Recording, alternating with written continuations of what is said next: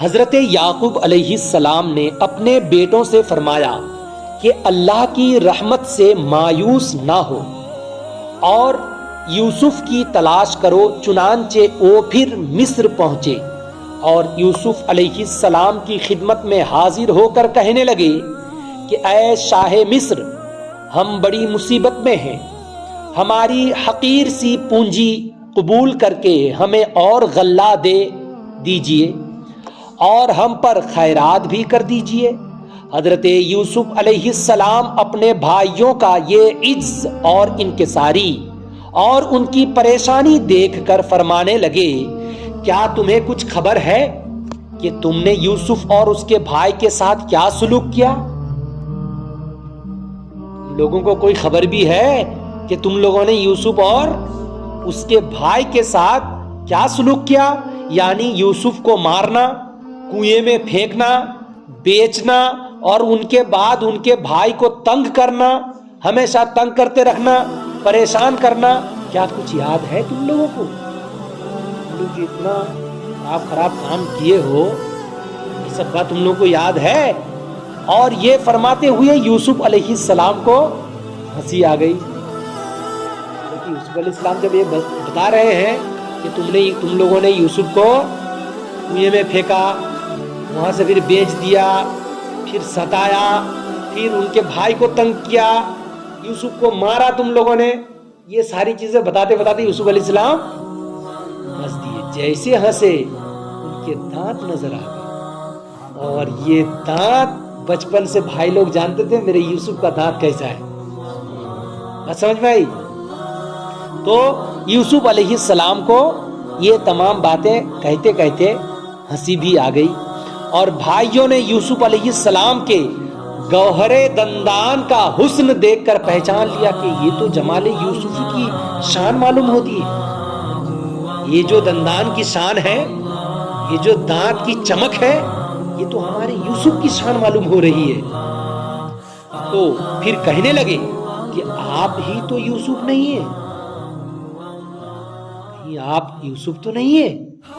فرمایا حضرت یوسف علیہ السلام نے، ہاں میں ہی یوسف ہوں، میں ہی یوسف ہوں، اور یہ ہے میرا بھائی بنیامین۔ اللہ نے ہم پر بڑا احسان کیا، احسان فرمایا، اور اللہ پرہیزگاروں اور صابر بندوں کا اجر ضائع نہیں کرتا۔ جو بندہ صبر کرتا ہے اللہ تعالیٰ اس کو اجر و ثواب سے ضرور نوازتا ہے، اور جو بندہ پرہیزگار ہوتا ہے اللہ اس کا ثواب، اس کا اجر، اس کا بدلہ ضائع نہیں فرماتا، اس کو دنیا میں ہی عطا فرما دیتا ہے۔ تو ہم لوگوں کو پرہیزگار بن کے رہنا چاہیے کہ نہیں؟ کسی کو ستانا چاہیے؟ کسی کو مارنا چاہیے؟ کسی کو گالی گلوچ کرنا چاہیے؟ چوری ڈکیتی یہ سب بالکل نہیں۔ شراب نوشی کرنی چاہیے؟ ہرگز نہیں۔ یہ ساری چیزیں بری باتیں ہیں۔ محنت کیجئے، اپنی حلال روزی کمائیے، اور ساتھ ہی ساتھ اللہ اور اس کے رسول کا نام لیتے رہیے، زندگی یوں ہی گزارتے رہیے، یہ اچھی زندگی ہے۔ اور کسی کی ڈاکہ زنی، کسی کے مال میں قبضہ کر لینا، شراب پینا، زنا کرنا، تاش کھیلنا، جوا کھیلنا وغیرہ وغیرہ جتنے گناہ کے کام ہیں، یہ سب بری باتیں ہیں، ہے کہ نہیں؟ جو کچھ بھی ہیں ان تمام چیزوں سے ہم لوگوں کو توبہ کرتے رہنا چاہیے۔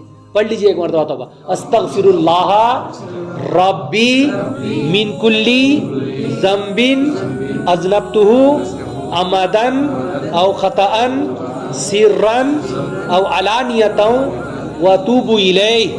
الہی ہم لوگوں کے تمام صغائر و کبائر گناہوں کو معاف فرما، حضرت یوسف علیہ السلام کے صدقے ہم لوگوں کی دعاؤں کو قبول فرما لے۔ حضرات، اب حضرت یوسف علیہ السلام نے کیا فرمایا بھائیوں سے کہ اللہ تعالیٰ پرہیزگار لوگوں کے نیکیوں کو اور پرہیزگار لوگوں کے بدلوں کو، اجر کو ضائع نہیں فرماتا۔ اللہ وہ سب جتنے بھائی لوگ تھے وہ سب بسط ندامت بولے کہ خدا کی قسم بے شک اللہ نے آپ کو ہم پر فضیلت دی ہے، آپ کو اللہ نے بڑا بنایا ہے، آپ کی فضیلت اونچی ہے، آپ کا مرتبہ اونچا ہے، اور ہم واقعی خطا کار تھے، گنہگار تھے، ہم لوگوں نے غلطی کی ہے، واقعی ہم خطا کار تھے۔ حضرت یوسف علیہ السلام نے فرمایا مگر اے میرے بھائیو، تم پر میری طرف سے کوئی ملامت نہیں، اللہ تمہیں معاف کرے، اور وہ بڑا مہربان ہے۔ کون بڑا مہربان ہے؟ اللہ پاک بڑا مہربان ہے۔ یوسف علیہ السلام کو کنویں میں پھینکے، مارے، پھر بیچ بھی ڈالے، لیکن یوسف علیہ السلام کیا فرما رہے ہیں؟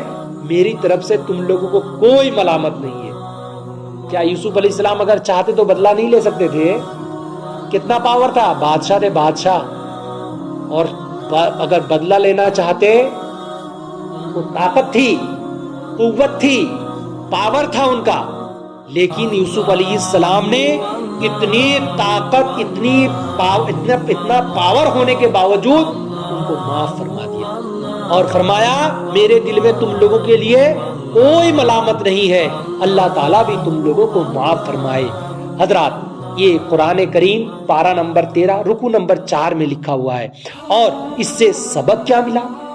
یہ واقعے سے سبق یہ ملا کہ خدا کے مقبول بندوں کا یہ شیوا ہے، شیوا یعنی یہ طریقہ ہے، جو اللہ کے پیارے بندے ہوتے ہیں ان کا یہ طریقہ ہے کہ وہ اپنی ذات کا جائز بدلہ لینے کے باوجود، لینے کی طاقت رکھنے کے باوجود، طاقت رکھ کر بھی معاف فرما دیتے ہیں اور کوئی ملامت نہیں کرتے۔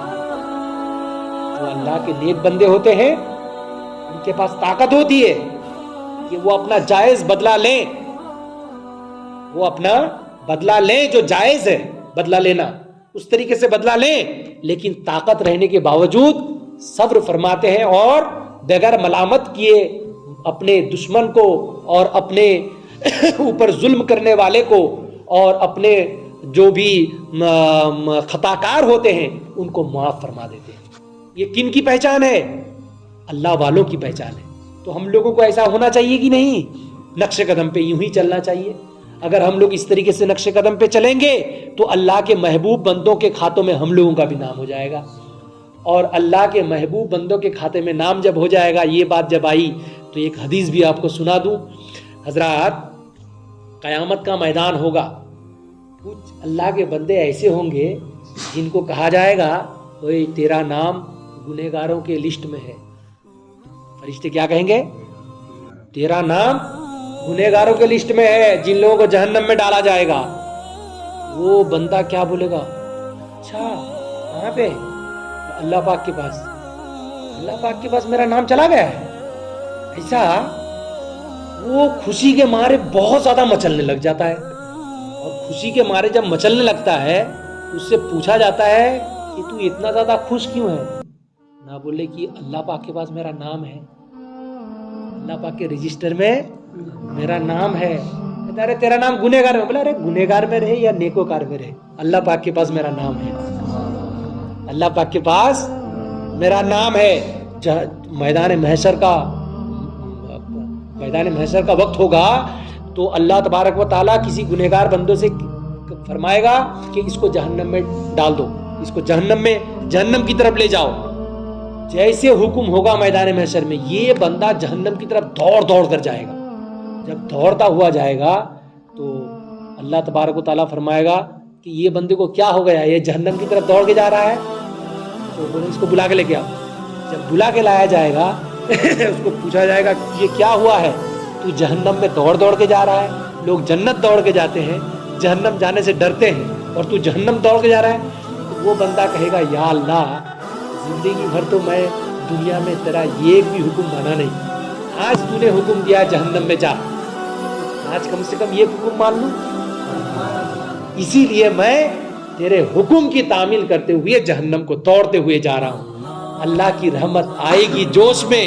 حضور فرماتے ہیں، اللہ پاک فرمائے گا کہ میرا یہ بندہ آج میرے حکم کی تعمیل کر رہا نا، اس کو معاف کر دو، جاؤ اس کو بھی جنت میں ڈال دو۔